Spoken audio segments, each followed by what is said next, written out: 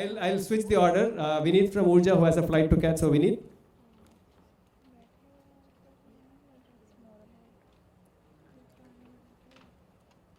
Thanks a lot. First of all, a big thanks to the entire organizing team for organizing this and accommodating all of us. Really appreciate it. So, without further ado, I think I'll just start the presentation. Good evening, all of you. I'll be quick for sure. My name is Vineet Dravid, and I'm the founder of Oorja.energy. It's it's a very young company. We are barely 7 months old, and our goal is to solve complex engineering problems using digital twins.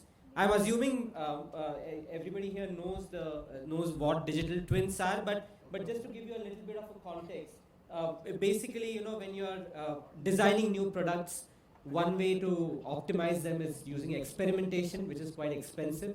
So what you do is you simulate it on a computer, run different real-life scenarios, and all of this is run using first principles, physics-based models, which ensure you have accuracy.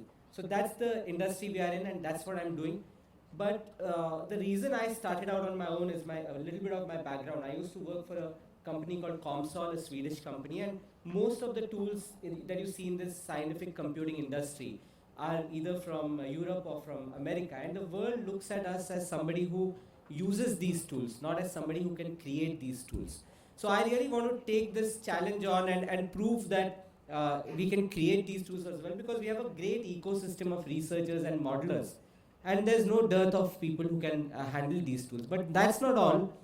Also, because there's a big problem that is happening right now, and that problem is that if you look at how people started doing simulation in the first place, right? What happened is, like I said, when you're designing new products, people started doing digital, modeling single physics problems on a computer to speed up the whole design process, because experimentation was very expensive.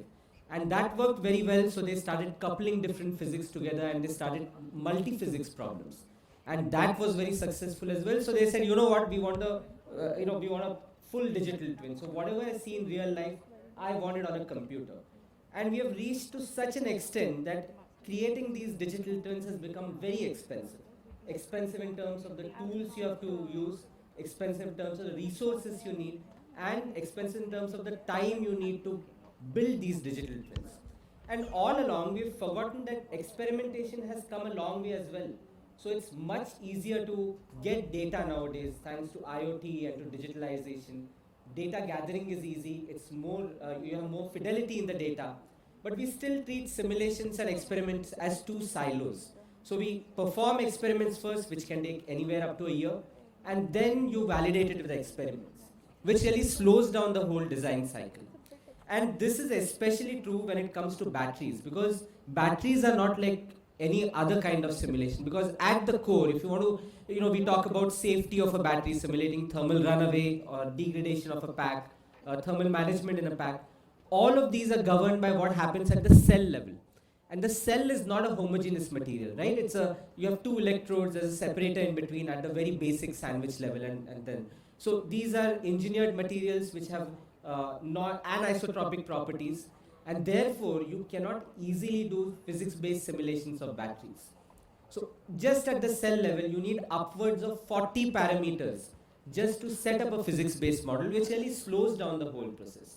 So at Oorja, we have come up with a hybrid approach which uses a combination of physics-based modeling and machine learning to give you fast and accurate results.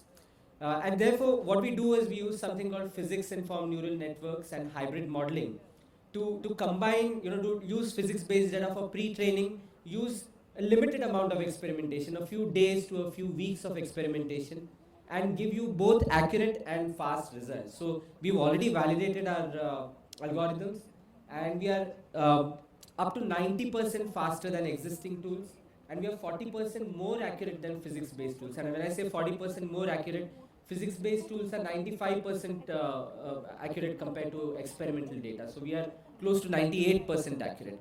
So this is what you can do with a hybrid approach. You can mitigate the risk of thermal runaway, increase the battery life, come up with efficient fast charging strategies, and so on and so forth.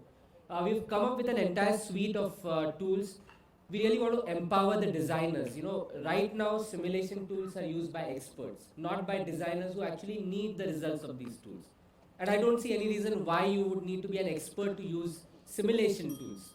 So our goal is to make easy to use simulation tools which designers can use. We have an entire suite of products which I'd love to share with you. So if any of you want to try out our tools, just reach out to us and we'll give you a trial for our tools. They are all web-based, so it's very easy to log on and learn.